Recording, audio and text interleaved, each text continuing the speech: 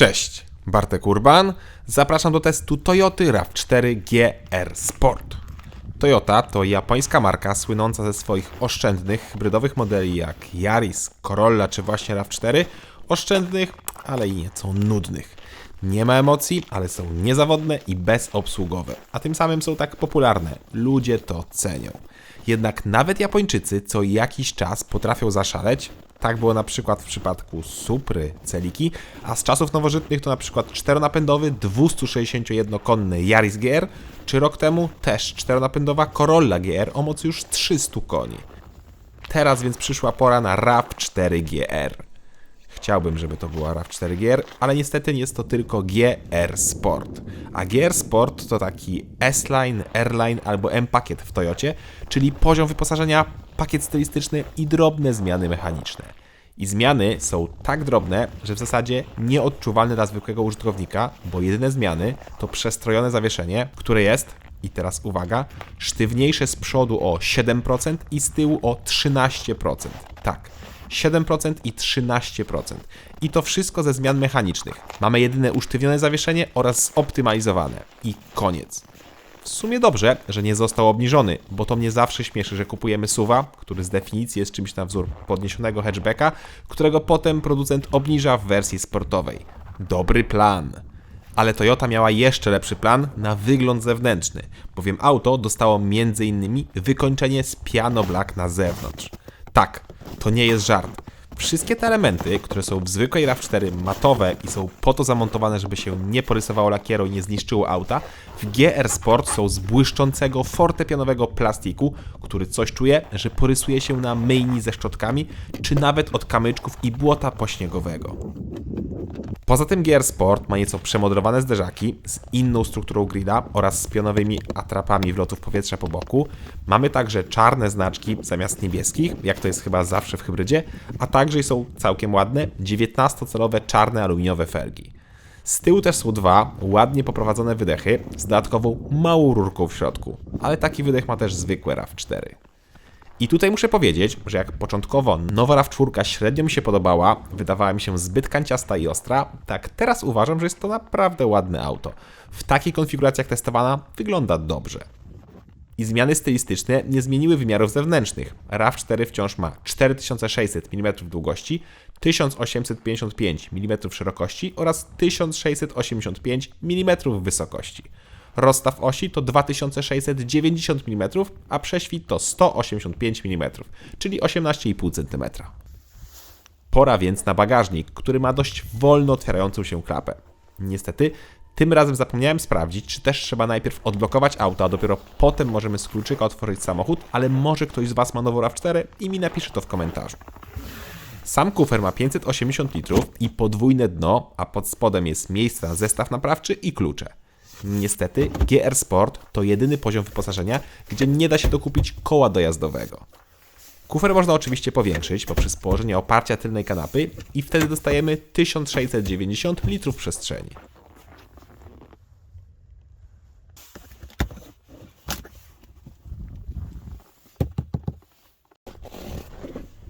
Siadamy z tyłu.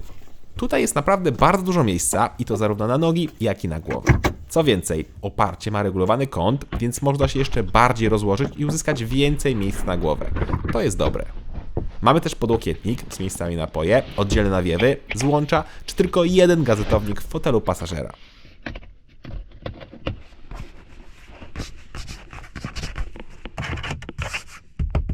Siadamy z przodu.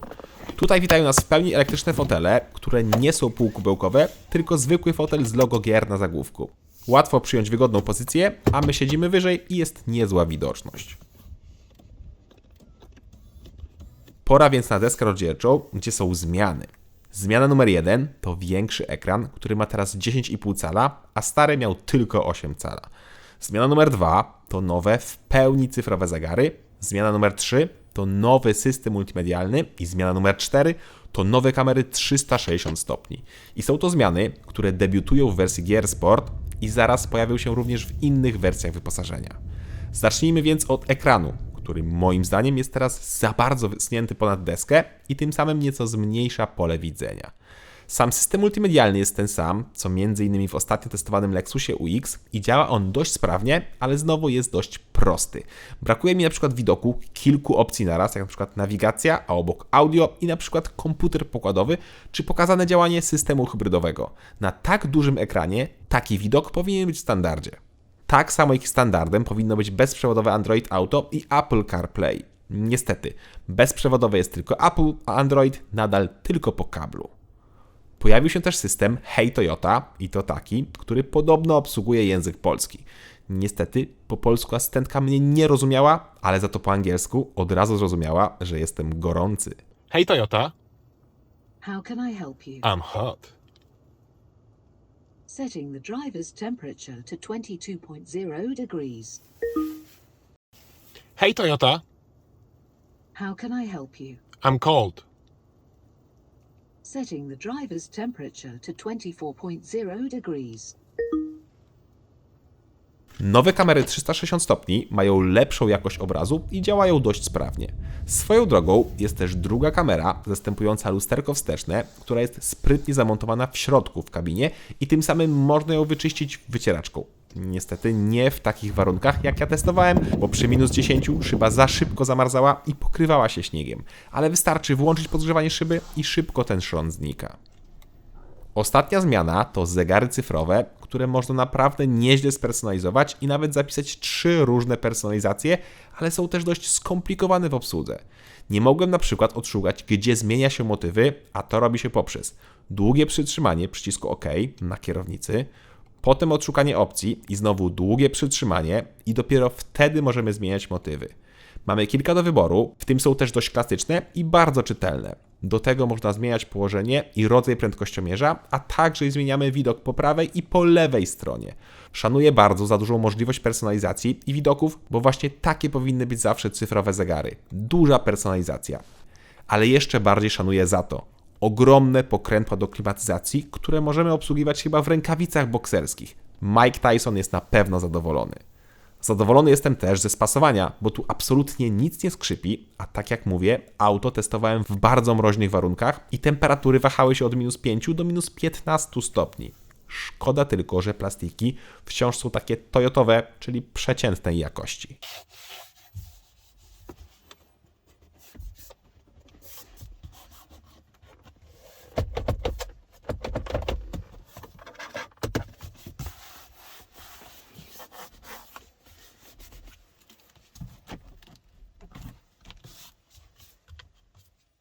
Ale spasowanie bardzo dobre. I nie wiem, czy zwróciliście uwagę, ale nie ma piano black. W środku go nie ma, ale za to na zewnątrz jest go pełno. To jeszcze sprawdźmy schowki i zaglądamy pod maskę.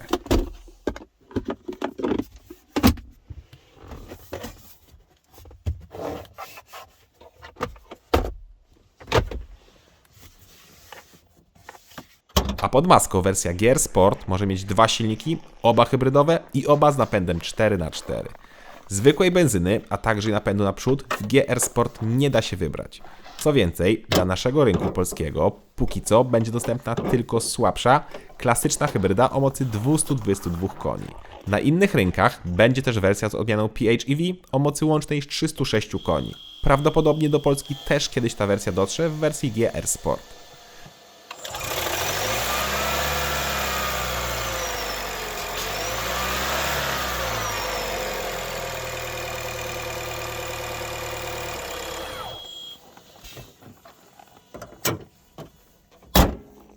Czyli pod maską mam silnik benzynowy, wolno ssący 2,5 litra o mocy 176 koni, do którego mamy 2 silniki elektryczne, które łącznie dają nam 222 konie. Jeden z silników elektrycznych odpowiedzialny jest za napędzanie tylko i wyłącznie tylnej osi, co jest oczywiście sterowane komputerem. Osie nie są połączone wałem, więc to jest taki napęd wspomagający, ale jeśli trzeba, to 80% napędu może być na tył i to powinno nam nieco pomóc w terenie. Ja jeździłem po bardzo dużym śniegu i jak widzicie, pozwalało to nawet polatać bokami, ogromnymi i takimi mocno wychodzącymi przodem, ale zabawa była fajna. Wtedy też jest fajne spalanie, bo w hybrydowym RAV4 po takich śnieżnych zabawach średnie spalanie wzrosło z 6,5 do 13,2 litra. Ale to normalne. Potem wyzerowałem ponownie spalanie i ciągle nie przekraczałem 7 litrów, a jak widzicie, warunki były bardzo ciężkie. Śnieg, lód i duży mróz. Aha, i miałem opony z kolcami, w takich warunkach przydawały się. Niestety takie opony powodowały jeszcze większy hałas w kabinie. Jeszcze większy, bo RAV4 jest ogólnie słabo wyciszonym samochodem, co zresztą słychać, chociażby jak pukniemy w drzwi, są one puste w środku.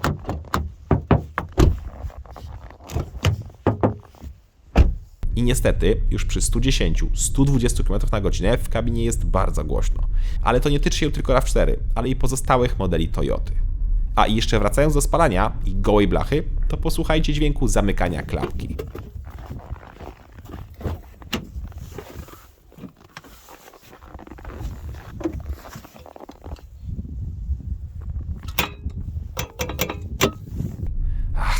Piękny, prawda? Słabe wyciszenie ma też jedną zaletę. Auto jest bardzo lekkie, ale to bardzo, bardzo lekkie i testowane RAV4 z 2,5-litrowym silnikiem, hybrydą i napędem 4x4 waży 1655 kg, co jest świetnym wynikiem. Dla porównania, dużo mniejszy Lexus UX 250h, którego testowałem niedawno, z silnikiem 2.0 i tylko napędem naprzód, ważył też ponad 1600 kg, a jest o klasę mniejszym autem. I właśnie między innymi dzięki tej wadze RAV4 pali mało w mieście. Osiągi RAV4 to 8,1 sekundy, ale niestety w takich warunkach nie dało się tego sprawdzić. Oczywiście próbowałem, ale zawsze kończyło się wielkim poślizgiem i dużą utratą przyczepności.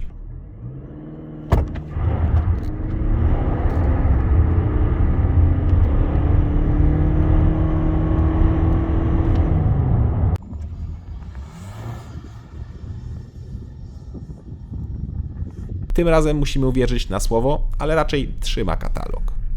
Udało się nieco sprawdzić elastyczność, która jest niezła jak to na CVT, ale oczywiście powoduje też duże wycie w kabinie.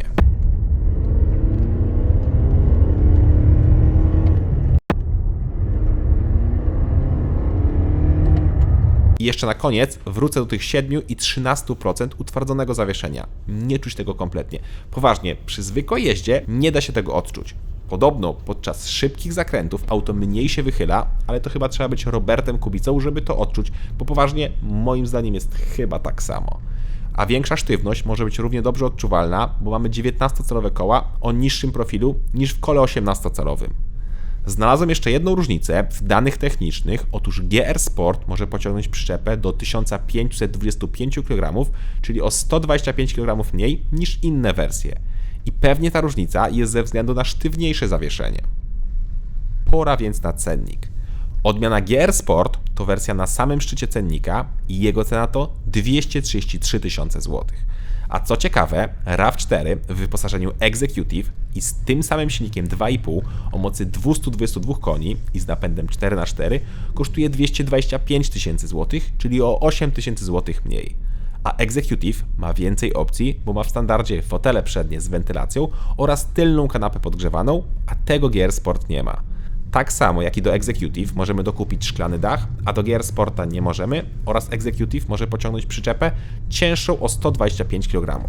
Czyli płacimy 8 tysięcy złotych więcej za gorsze wyposażenie, ale za lepszy wygląd, ciutkę twardsze zawieszenie i piano black na zewnątrz. Toyota RAV4 GR Sport to nie jest auto sportowe, a jedynie wyglądające sportowo. GR Sport to po prostu niemal najwyższy pakiet wyposażenia plus pakiet stylistyczny i tyle. To wciąż więc w miarę oszczędne i pakowne auto, którego największą wadą jest słabe wyciszenie. Materiały też są dość przeciętne, ale bardzo dobrze spasowane. I poza tym ciężko odszukać się tutaj jakiś wad. Aha, i jak chcecie nieco oszczędzić, to bierzcie wersję Executive, nic nie tracicie, a oszczędzacie około 10 tysięcy złotych. Cześć!